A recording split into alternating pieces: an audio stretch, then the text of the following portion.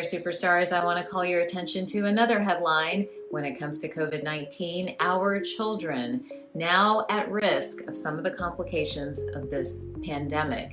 For a long time, we've been saying that children are spared. Their T-cell mediated immunity is better. They have a better adaptive immune response, but there are clusters of cases, so we should not get overconfident. Still should not be scared, but shouldn't be overconfident when it comes to the health of our children.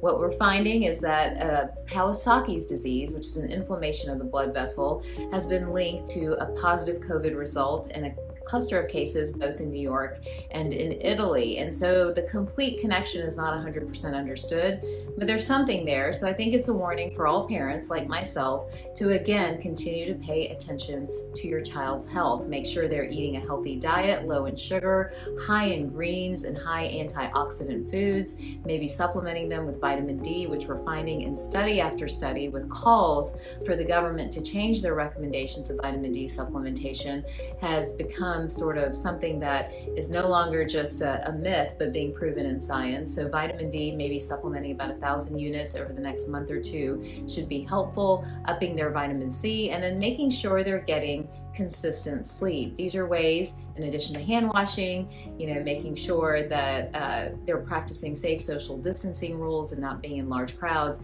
These are ways that we can protect our children. Now, the other interesting piece about children and this recent article in Frontiers in Pediatrics that was released is that it may not start with the typical cough and fever, some of the symptoms that we're seeing in the adults. With children, it may be starting more in the digestive tract. So again, more research to do there, but it seems that children have more of the GI component with diarrhea, maybe sometimes even complaining of abdominal pain, and not having as much of the respiratory component. So parents, if you are concerned about your child getting COVID-19, remember, it's their immune system. The stronger we make it, the better their chances for not having an adverse outcome and going into cytokine storm. Hand washing remains key, making sure they're eating well, sleeping well, following a good hygiene program overall. All of these things are critical when we think of the health of our children. If your child is getting sick and is having more GI type symptoms,